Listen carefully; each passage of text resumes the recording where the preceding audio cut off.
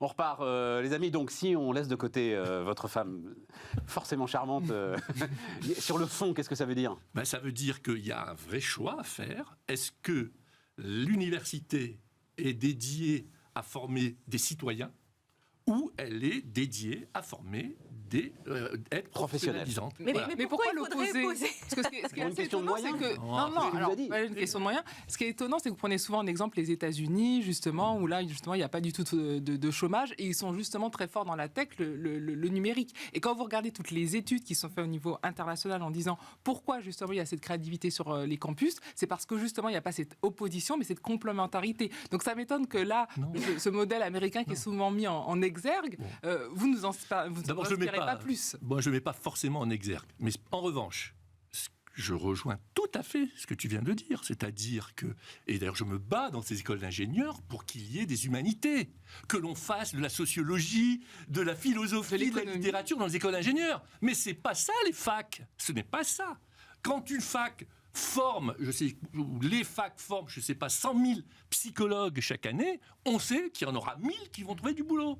C'est ça mon problème. Oui, mais là, le débat qu'on avait par rapport à la formation professionnelle, c'est de dire, en effet, c'est bien, il faut continuer, mais que justement, pour être résilient et avoir toutes ces transformations, c'est bien de spécialiser sur un métier, mais pas que. Et surtout, avoir des esprits qui soient bien formés pour pouvoir s'adapter, puisque les gens vont changer 5-6 fois d'emploi. Et donc, c'est juste qu'il ne faut pas tomber dans ce travers. On est tout à fait d'accord. C'est tout l'enjeu des... Je vais vous mettre d'accord, on peut faire des études d'ingénieurs sans faire des études d'ingénieurs idiotes. C'est-à-dire, ils sont... Tu vois, Sophie, c'est exactement ça. Voilà, des sociologues. T'as des philosophes en entreprise aujourd'hui, je pense que tu as un prof de philo, quelque part dans les écoles d'ingénieurs. Vraiment, et on s'est battu pour ça. Non, mais complètement. Mais il faut quand même que ce soit le socle. Oui, voilà, c'est ça. Non, mais c'est pas de ça. Tu prends le contre-pied de ce que je dis. Parce que moi, je parle des facs, je parle pas de la juste formation. à l'université. Allez, Bénédicte, un dernier mot là-dessus. Moi, je suis d'accord avec ce qui vient d'être dit.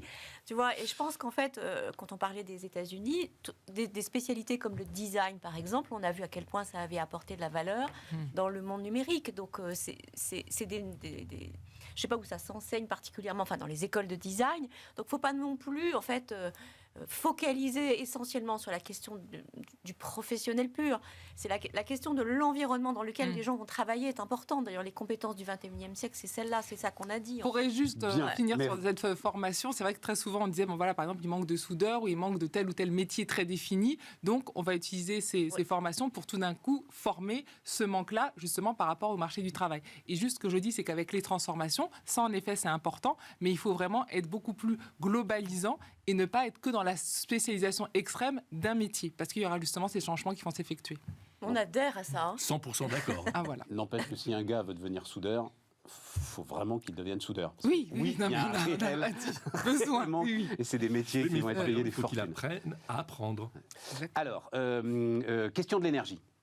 Il y a 2-3 petites infos que j'ai retenues. Alors, il y en a une qui m'intéresse énormément. C'était lundi, c'est ça, lundi matin, RTE nous a dit faites attention, c'était alerte orange de RTE, donc du réseau de transport d'électricité.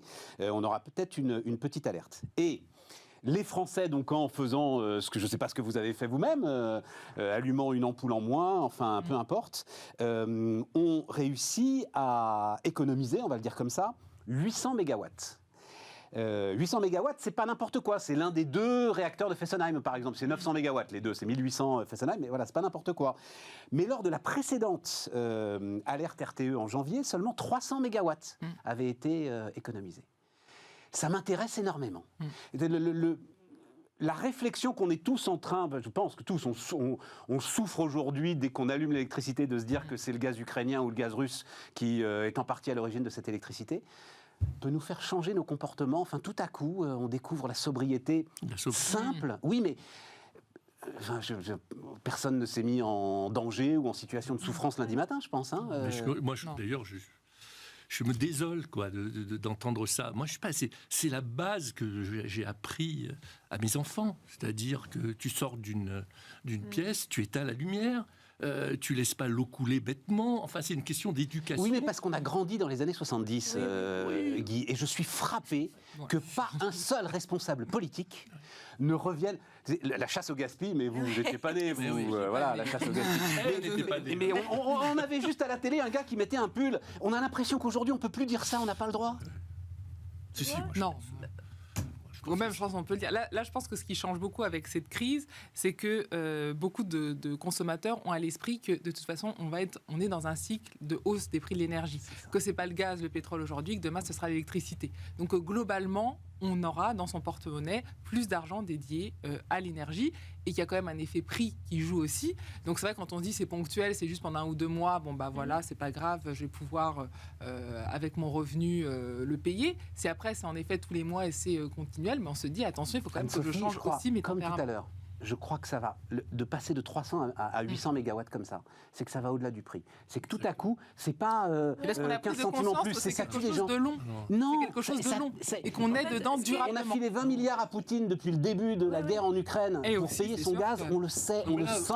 Aujourd'hui, Vous on le oubliez sait. un paramètre, parce que là, on est très terre à terre, mais il y a vraiment une prise de conscience écologique Oui. de tout le monde sur des valeurs environnementales. Je vois même dans nos métiers maintenant, on demande vous êtes à sous faire pression. de l'éco-conception. Ouais. Tout Je veux à dire, fait. Après, ce pourquoi que je tout le dis monde juste, c'est Mais pourquoi quand on dit ça parce que on sait que nos collaborateurs, nos clients, tout le monde est mobilisé maintenant sur ces sujets-là. Il faut vous rendre compte que, par exemple, sur un appel d'offres, eh bien, on vous demande quels sont les efforts environnementaux que vous faites dans votre entreprise. Oui. Donc, Non, mais il y a une ça- prise de conscience générale mondiale qui, aujourd'hui, moi, c'est comme ça que j'explique le passage de 300 à 800. C'était vrai en janvier, Guy. C'était non, vrai en janvier. Je ne pense Moi, pas. je crois que c'est Moi, je l'Ukraine pense que est un c'est- virage. Moi, j'ai Bénédicte. Moi, j'ai l'impression qu'en fait, il y a une espèce de cause de fond qui est liée à l'écologie.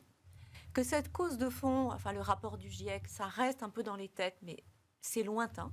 Et que la guerre, en fait, l'a rendu immédiat.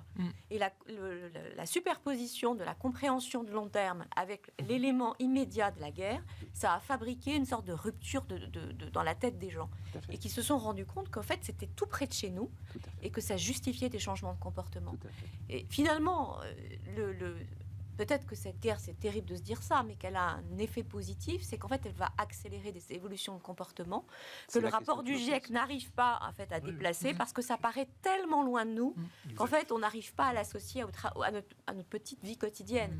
Alors que là, on l'a associé. Puis avec des images qui étaient bouleversantes. Mais absolument. Moi, c'est vrai que, enfin, je pense qu'il y a une partie qui est tout à fait vraie. Je serais peut-être plus nuancée parce que c'est vrai qu'on a eu aussi ce discours avec le Covid en disant, voilà, maintenant c'est fini les circuits longs, il y a des biens qu'on va plus du tout acheter, on sera dans le commerce de proximité, on va plus acheter tel ou tel bien. Et c'est vrai que quand on a eu la reprise, on a vu que les comportements sont revenus exactement comme inverse, voire plus. On l'a vu également dans l'aérien ou dans beaucoup de secteurs. Donc, je pense que l'effet prix quand même est assez énorme. Et quand on voit au niveau des consommateurs, des enquêtes même que font l'INSEE, il y a vraiment l'idée que voilà, si demain c'est le pétrole, le gaz, après ce sera l'électricité, donc on va payer. Et donc il y aura vraiment une somme d'argent conséquente pour cette énergie. Donc ça, je pense quand même que on voudrait Et donc, dire il y ça a veut des dire, changements de Anne-Sophie, pour toi, consommation. l'État a tort mais, de nous protéger. On le disait hier, les chiffres sont quand même impressionnants. Aux Pays-Bas, donc l'inflation est quand même de 12% là, beaucoup sur un rien à an voir au avec mois de nous. mars. Et ton confrère de Rexecode, Denis Ferrand, a fait un calcul. Les Néerlandais, en fait, ont dépensé l'intégralité de l'épargne Covid en électricité, etc. Parce que le gouvernement néerlandais joue la vérité des prix totale. Et donc, ça veut dire que tu penses que le gouvernement français a tort de... Alors lui, au contraire, nous super protéger Exactement. contre l'ensemble de ces hausses. Alors, je pense que ça, c'est bien à court terme, puisque là, il y a des hausses, on essaie de le faire, mais qu'après, il y aura la question finances publiques, donc ce ne sera pas, c'est pas des solutions pérennes à 2-3 ans, et que par contre, il faut s'habituer à le lier par rapport aux revenus. À mon sens, lorsque vous avez un revenu assez haut, vous pouvez beaucoup plus absorber ce genre de choc. La question, c'est vraiment les inégalités, et que vous avez 6 millions de foyers qui, eux, peuvent vraiment totalement décrocher dans une très, très, très forte précarité énergétique, de travail colossal. Donc à mon sens, c'est vrai qu'il faut plutôt cibler les aides, donner plus à ces ménages-là qui vont être très impactés. Et après, en effet, si vous avez un revenu plus important, c'est sûr que ça aura un impact, mais il va falloir en effet l'accepter. La question de la disponibilité de l'énergie, c'est ça qui devient quand même très impressionnant, est aujourd'hui la première préoccupation des chefs d'entreprise. Un tiers des chefs d'entreprise interrogés par la CPME estiment que cela remet en cause leur modèle économique. Un tiers des chefs d'entreprise. 56% des sondés, donc toujours chefs d'entreprise, CPME, qualifient la crise de structurelle. Voilà, donc c'est les deux chiffres que je voulais vous apporter. Ça a déplacé les lignes de force, y compris sur le nucléaire. Complètement. C'est intéressant. Hein. Complètement. Moi, ce qui m'étonne un peu juste dans ce débat, on en parlait beaucoup par rapport, là on a parlé un peu des États-Unis, c'est quand même ce qu'ont fait nos partenaires et dans quelle situation énergétique ils sont. Et je trouve qu'on n'en parle pas beaucoup. Nous, en effet, nous sommes restés dans cette dépendance en Europe, notamment en Allemagne. Et d'ailleurs, l'Allemagne et le bilan de Merkel est très critiqué Oui, tu trouves en qu'on ce n'en parle moment. pas beaucoup de ça? On en parle de la dépendance par rapport à la Russie, mais on ne dit pas qu'est-ce que l'Europe a fait depuis 20 ans pour se retrouver dans cette situation-là. Ah bah oui, mais et, si, de la position, et de la position allemande dans ce résultat qu'on a là. Oui, enfin la position allemande. Nous, on a fait en effet Fessenheim, il ne faut pas l'oublier non plus. On peut aussi voir ce qui s'est passé au niveau de l'initiative européenne pour avoir justement une énergie en Europe et d'avoir en tout cas une politique européenne de l'énergie. On voit que depuis 20 ans, il n'y a quand même rien qui a été fait. Vous regardez aux États-Unis, ils n'ont pas de problème d'indépendance énergétique et aujourd'hui leurs fournisseurs, c'est plutôt le Canada et le Mexique. Et quand vous regardez la Chine, eh bien, au niveau de ses fournisseurs d'énergie, vous n'avez pas un pays qui a plus de 10% globalement de fournisseurs, avec une diversification en Asie et en Afrique. Et là, deux régimes politiques avec États-Unis des alternances. Donc je pense que là aussi, nous qui sommes souvent assez critiques, il faut aussi voir ce que nous n'avons pas du tout fait en Europe et que c'est 20 ans, à mon sens, d'immobilisme qui font aussi qu'on a cette... Ouais, mais alors tu vois, Anne-Sophie, on voit revenir, il y a ce grand truc là de retour de la planification. Oui, les autres ont planifié, ça c'est sûr. Non mais voilà, c'est ça. On a une capacité à oublier qu'on avait une programmation pluriannuelle de l'énergie qui, il y a encore 3 ans, nous disait qu'il fallait fermer 14 réacteurs nucléaires, tu vois. Donc... Ces histoires de planification écologique, même le MEDEF, même Geoffroy Roux de Bézieux nous dit oui, effectivement, planification écologique. Et ne pas utiliser, bien évidemment, le gaz de schiste, puisque c'est dangereux. Mais le problème, c'est que utiliser le gaz de schiste. Maintenant, on importe des États-Unis. Exactement. Bon. Et que Biden demande aux foreurs américains de retourner dans le Permien. Mais c'est intéressant comment tu le mets, c'est tout de suite... est-ce qu'on va faire du nucléaire? Est-ce qu'on va fermer une centrale? Et tout de suite, le débat est là. Là, je ne parle pas de ça. Là, je parle que dans les autres blocs, il y a eu vraiment une discussion stratégique sur qu'est-ce qu'on fait. Et ça, on ne l'a absolument jamais eu en Europe. Et quand on a essayé de l'avoir... À l'échelle européenne, tu veux dire? À l'échelle européenne, bah oui, on n'a jamais eu de résultat. Donc, à chaque fois, ça se traduit par attention. Donc, nous, on est dépendant à temps. Alors, comment on va faire de notre côté pour essayer on va plus passer par l'autre. On l'a pas eu à l'échelle européenne, mais on l'a eu dans les échelles nationales. Oui, mais le problème, c'est que les autres l'ont eu. Oui. C'est ça le problème. Et qu'aujourd'hui, au niveau politique, on le voit par rapport à cette guerre, ça a une conséquence énorme. Bah oui, mais la conclusion de ça, c'est oui, non, l'Europe n'est pas un système fédéral. Et nous sommes d'accord, mais c'est vrai que c'est quelque chose qui est toujours lointain. Là, c'est des conséquences qui sont très concrètes. Juste parce que oui, je voulais pas rater quand même, Guy, ce sujet qui m'intéresse beaucoup et qui t'a énervé. Alors, il est un peu vieux, mais c'est pas grave, ça va vous intéresser. Il faut que je retrouve ça. Les histoires, on va voir. Il est passé très très vite, de manière fugace. Le tweet de c'était quand, tu t'en souviens, le petit coup de bourre sur Capgemini. Donc recul de Capgemini sur 2 jours parce que il faut que je retrouve ça, c'est pas possible, bon Dieu. Voilà. Fin février. Fin février, recul de 7% du titre en une journée. Après la révélation d'un turnover plus important que prévu, 23,5% des salariés de Capgemini, donc sur 12 mois, avaient quitté la boîte. C'est 325 000 salariés, Capgemini. C'était 25,5% chez Infosys, qui avait été un peu secoué aussi, le géant indien. Là, c'est 250 000 salariés. Et ça t'a énervé. Tu as vu ma réponse au tweet que j'ai fait? Non, j'ai pas vu le tweet que tu as fait toi. J'ai répondu à ça. Parce que franchement, c'est encore une fois une telle méconnaissance. C'est les analystes du secteur là qui sont sur Capgemini. Non, lui, ça c'est le directeur d'Investir qui n'est pas l'analyste. Non, mais le directeur d'Investir, il dit juste qu'il y a eu un recul de 7%. Ceux qui ont vendu Capgemini, c'est les analystes du secteur. Et il dit que c'est dû au 23,5%. Et toi, tu crois que c'est pas ça? Mais bonsoir, on aurait pu me téléphoner. Ça fait 15 ans que je suis ce métier et que 23,5%, c'est la moyenne du turnover de la profession. Mais qu'est-ce qu'ils ont découvert? Mais c'est incroyable. Mais il n'y a pas d'autre raison qui ait justifié ce recul de Capgemini. Tu sais, ça c'est le on-dit, et puis c'est la bourse. C'est la bourse. Mais bien sûr, c'est la bourse. J'en profite pour lui dire à ce monsieur que le Capgemini a récupéré ces 7%. Donc franchement, c'est de la récupération. Je me demandais justement. Mais oui, ils ont récupéré. Mais ça t'a énervé parce que Groupe Open a été secoué aussi dans le même truc? Non, toi ça s'est bien passé. Sorti de la bourse. C'est presque sorti de la bourse, d'accord. Non, c'est juste, ce qui m'a énervé, c'est que c'est une méconnaissance du métier. Nous sommes dans un métier où il y a entre 20 et 25% de turnover. Alors, au moment de la Covid, il y a eu 20%, parce qu'évidemment, on était plus prudent. Maintenant, ça remonte, 22, 23. Et c'est caractéristique de ce métier, parce qu'il y a une telle tension due à tout ce que je dis depuis le début sur la formation, l'éducation numérique, etc., que les gens bougent beaucoup en gagnant à chaque fois 10 ou 20% de salaire en plus. Et ça n'a rien à voir avec la grande démission. Mais quelle grande démission? Non, mais vraiment, c'est un sketch. Et puis, ce qu'il faut dire... Il n'y a pas de grande démission chez nous. Mais non. Et je vais vous donner un exemple, c'est celui d'Open. C'est très simple. Nous recrutons 1000 personnes par an. Et nous avons 800 personnes qui nous quittent. Ça nous fait 200 personnes nettes en plus chaque année. Ouais. 800 personnes sur 3500. Ouais. Faites votre compte, vous retrouvez les 23%. Et il n'y a pas eu de scandale là-dessus. Et c'est naturel. Ça n'a rien à voir avec la grande démission. Bon, voilà, ça c'est dit. Ça n'enlève rien.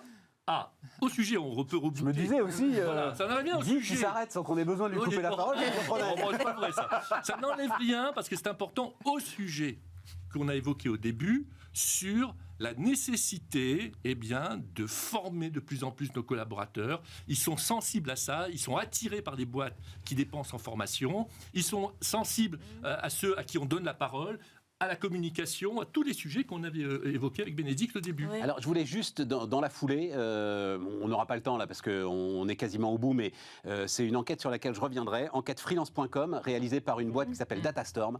C'est une première, cette enquête. On va voir là deux petits graphes donc, sur le phénomène du freelancing dans les professions intellectuelles. Ça qui est très intéressant, c'est qu'ils ont laissé de côté l'ensemble des livreurs à vélo. Et on a été voir ce qui se passe. Et ça, c'est un boulot, mais énorme. Je le ferai peut-être venir d'ailleurs, le patron de Datastorm, parce qu'il a fallu reconstituer les métiers, il a fallu croiser des bases de données de l'INSEE, de la DARES, des URSSAF, etc. Et tout. Et vous avez quand même quelque chose qui est en train de monter en puissance, voilà, de manière inéluctable. Ce phénomène est en train de monter en puissance, donc vous le voyez là, alors le graphe est peut-être un peu petit, mais vous le voyez là, et j'avais une... Oui, vas-y. Ce qu'il faut souligner là, c'est qu'on a une particularité sur les métiers que tu viens d'évoquer, en particulier dans le numérique, mais que le droit du travail est le même pour un livreur Deliveroo qu'un freelance qui facture 500 € au jour. Ouais, ce qui nous pose un problème colossal. Colossal d'ailleurs. Open a été obligé d'arrêter près de 120 consultants il y a 2 ans. Parce que, suite à un contrôle URSSAF, on nous a dit, vous n'avez qu'à les recruter. Mais nous, on leur a dit, on veut bien les recruter. C'est eux qui ne veulent pas. Vous voyez, alors on est comme ça, tiraillés. Tout à fait. Et tu dois, juste je précise, tu dois t'assurer qu'ils ne travaillent pas seulement pour toi. Évidemment, voilà. Évidemment. Et ça, tu peux leur poser la question. Les gars vont dire, mais non, mais aucun problème, Guy, ça va, j'ai 3 clients. Si c'est faux, boum, requalification, emballé, c'est pesé. En tout cas, merci pour ces graphes, parce que je trouve que c'est un bas bruit qu'on commençait à entendre. Et moi, j'ai entendu beaucoup de gens dire, mais pas du tout, ça ressemble à rien.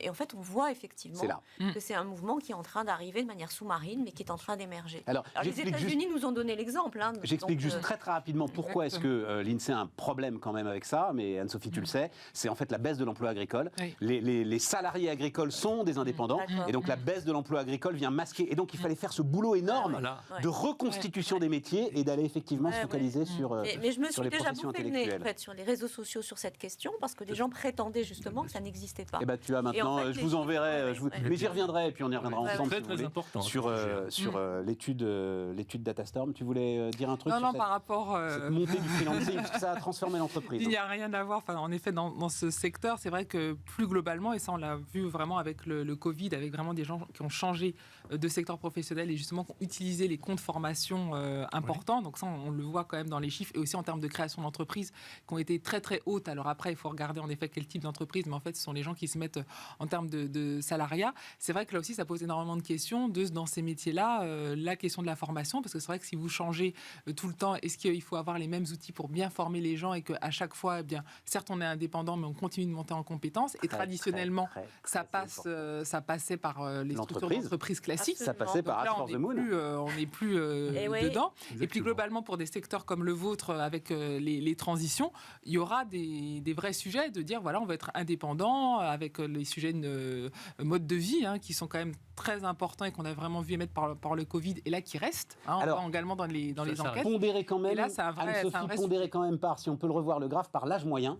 Moi, ça a été. C'est mes deux 45. surprises. Ouais. La première surprise, c'est l'âge moyen, c'est au-dessus de 40 ans. Voilà. Oui, parce qu'il faut Donc, justement avoir il y a quand une même un grosse capital expérience, sans doute professionnel, déjà tout à fait. un certain financier. nombre de clients, etc. Et donc, l'enjeu de formation est peut-être moins crucial, premier point. Deuxième point, très masculin, avec un truc qui va te Bah, faire... ça, c'est la qui va question vous de la faire prise hurler. de risque, globalement. Les écarts salariaux sont les mêmes. Les femmes... Bénédicte, je ne sais pas pourquoi je me tourne vers toi, ça rappelle. Les femmes qui... Parce que pourtant, là, c'est toi qui décides de ce qui s'appelle ton taux journalier moyen, ce fameux TJM des indépendants. Eh bien, tu retrouves cette différence de 20% Incroyable. entre le TJM d'un gars et le Oui, mais ça, tu as TJM lu toutes d'une les femme. études, même de négociation salariale, où les Ouais. femmes se sous-vendent toujours. Enfin, donc tu le retrouves forcément En là fait, aussi. c'est Mais c'est fou quand même. Mais c'est Franchement, l'internalisation de fameux sentiment d'imposteur, en fait, que tu réinternalises finalement au moment où Et là, tu il faut des demandes- sociologues justement pour l'étudier. Bravo, Anne-Sophie. redoutable. Et le troisième point, c'est que ça n'est pas l'IT qui est la première. Alors vraiment, et le gars de Datastorm était lui-même très surpris, sont des fonctions considérées comme régaliennes dans l'entreprise, c'est la fonction finance. Acheteur, contrôleur financier, comptable, etc. Et c'est au cœur de la Il y fonction a même la finance fonction RH, par exemple. que tu as. Mais le cœur de la fonction finance, tu as aujourd'hui, c'est un quart des indépendants de ce plus de millions d'indépendants, c'est la fonction finance. Voilà.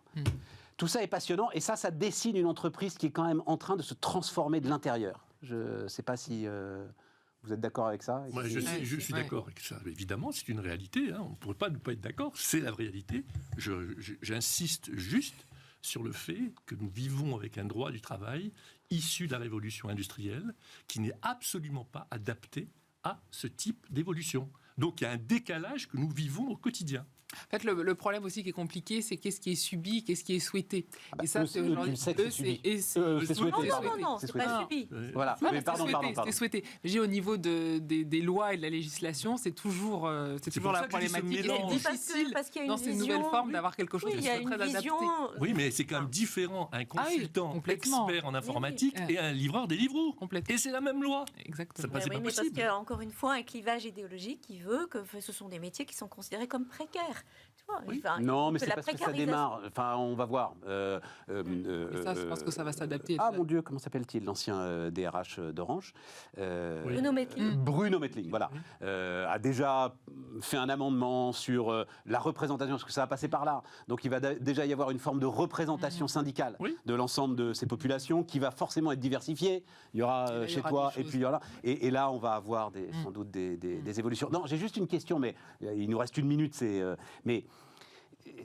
Alors, t'es pas inquiet pour ton entreprise quand même? À un moment, si Group Open, ça devient une espèce de structure avec 25 gars qui agrègent des talents extérieurs en permanence, Bah, ça change tout quand même, Guy. bah, bien sûr, mais c'est à nous d'évoluer en tenant compte de Mais tu ça. crois que ça, c'est possible? Mais tout à fait possible, bien sûr, mais il faut...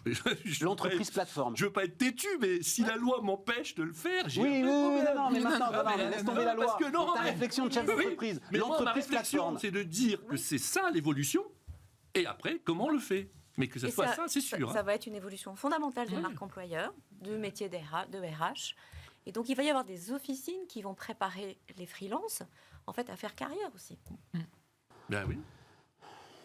Les amis, tout ça a été passionnant. Donc demain, Aurélie Planex, et puis on se retrouve lundi avec le résultat du premier tour.